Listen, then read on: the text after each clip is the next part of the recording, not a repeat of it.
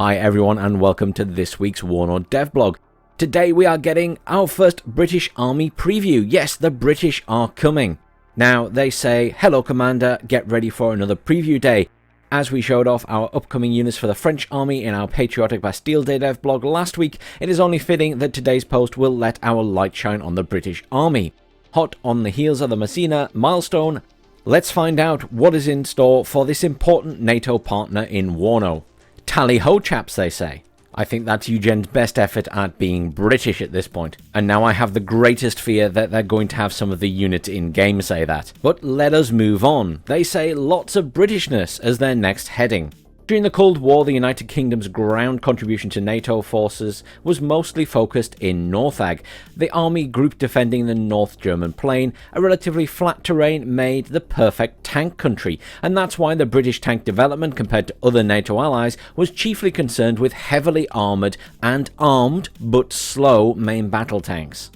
Now in 1989, many variants of the older generation Chieftain were actively employed by the British Army, but also gradually being replaced by the more modern Challenger tank. Most nations in Warno feature arsenals of main battle tanks sporting 100mm to 105mm tank guns, complemented with newer models featuring 120mm to 125mm tank guns. However, the British Army is different as it only fields the heavier 120mm tank gun on its tanks. Now, the regular combat soldier of the British Army is equipped with a modern L85A1 assault rifle and the L86A1 SAW variant. They can also depend on the trusty bulk mag machine gun. Anti-tank weapons varied from the M72 Law, the recoilless Carl Gustav and the newer Law 80. Now, the British Army of the Rhine, the BAOR formation, planned to stop any Warsaw Pact offensive with quick reinforcements from the United Kingdom, including quite a few territorial brigades from the home defence. These reservists would rapidly deploy, taking older, smaller arms with them, including the L1A1, the SLR, a British version of the FN FAL, battle rifle, and even some L2A1 Sterling SMGs. Now, being British, I need to take a quick step back here from the devblog and explain something, because I'm a little bit worried that Eugene are about to put the Territorial Army in as untrained, which is simply not the case. So when they say home defense here, people's minds will be jumping back to the Home Guard from World War II, you know, Dad's Army, all that jazz from the BBC. You'll have seen that on the internet, I'm sure you can YouTube it. Now, that's all a bit of a funny thing. There were the old people who were guarding the home. The Territorial Army are not that. The Territorial Army are a trained force who just have regular jobs most of the year, but have further training every year with the military. Many of them also go on then to do specialist training in particular areas, not just the infantry, such as paratroopers. They go on to do tank crews, they can do artillery support, anti-air roles, engineer support, and all of that kind of stuff.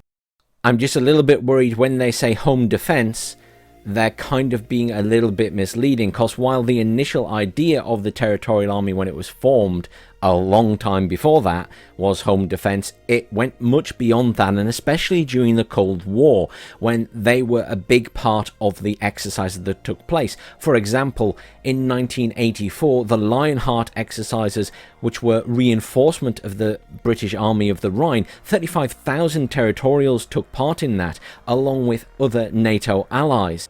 Deployments were also much extended during this period, where they may spend months out in the field rather than just the single month a year that they do these days sometimes. Now, I know many of you will be sitting there going, well, it doesn't say here they're putting them in as untrained.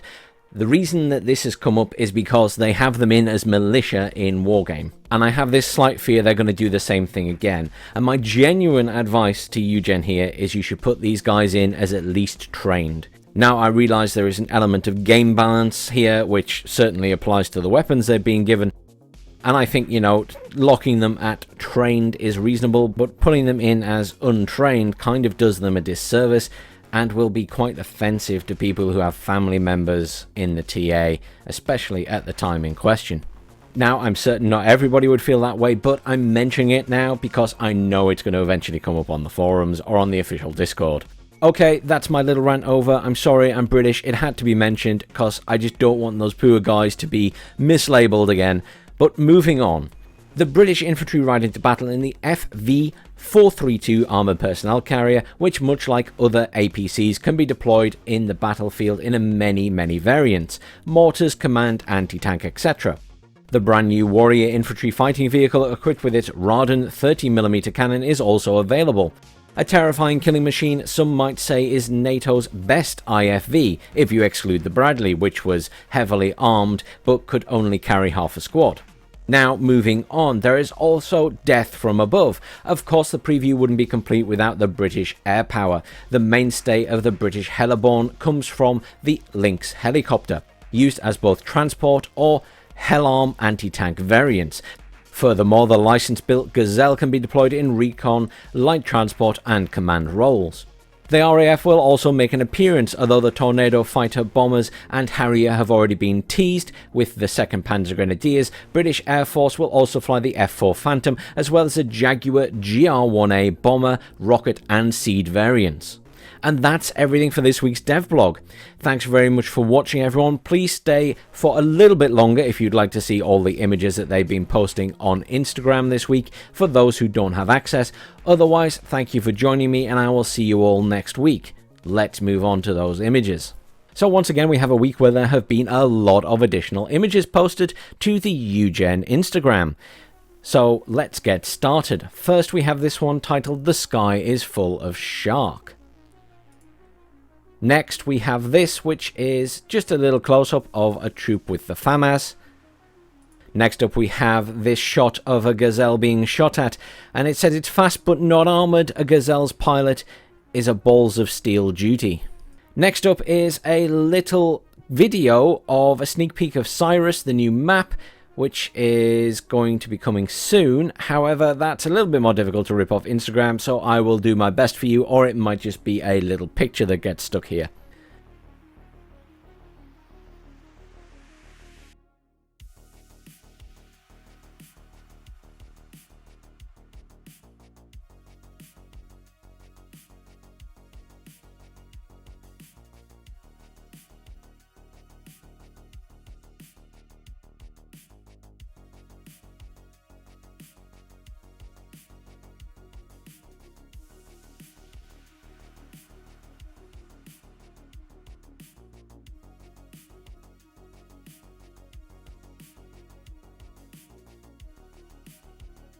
Next up, we've got a shot of the LAMX 10P with the 20mm autocannon.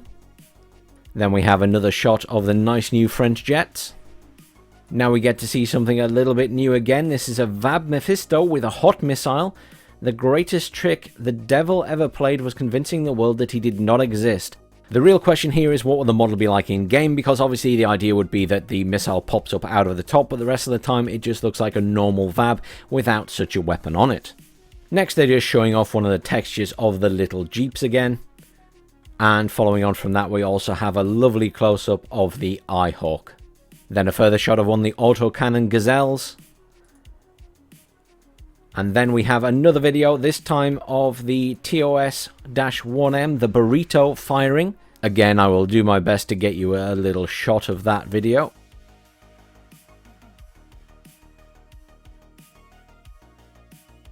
Next up, we have the AMX-30B with his spin-stabilized heat shell and the 30mm coaxial autocannon. Once more, we're getting some shots of the Shark. And then we're getting another shot of the Buratino, the thermobaric multiple rocket launcher. Next up is a shot of the S1322mm unguided rockets once more, which I think we saw a lot of in previous weeks. Then we've got one of our first British vehicles. God save our gracious Queen, long live our noble Queen, God save the Queen, they say. Look at that extremely sexy chieftain tank. I mean, I'm sorry guys, your Abrams just don't compare, nor do your T-80s. We do tanks, and we do tanks well. UGen continue the theme of the British with this next image, and continue the theme of singing the British National Anthem, which I won't put you through, but here we can see a Lynx helicopter armed to the teeth with anti-tank missiles. And next up we get to see the Sepicat Jaguar GR3 in action. Next up we get a very nice shot of the FV-432 armoured personnel carrier with a few British troops, sporting the delightful L85A1 assault rifle. Next up we get a shot of the Chieftain in action, the FV-4201 Chieftain Mark 9 firing an APF SDS from his Royal Ordnance L11A5 120mm cannon. Next up we get a shot of the Warrior and one of the infantry squads running alongside. And that is everything for this week, guys. Thank you very much for tuning in. Please do like, share, subscribe. Stay tuned. Hopefully we'll still get a devblog next week before they all go on holiday. Fingers crossed. But I'm not expecting a huge amount during the month of August. One final thing I'm going to say is stay tuned to the SD League channel. And stay tuned to likely my live stream, Protoss's live stream over at SD League. There will be an interesting announcement. Fingers crossed coming soon. And it's something we can all look forward to. But for the moment, literally all I can do is tease, and I can't say anything else, because what I'm talking about simply doesn't exist yet. And if it all falls through, I'm going to look like a right idiot. You heard it here first, folks. Thanks again for watching, and have a great weekend.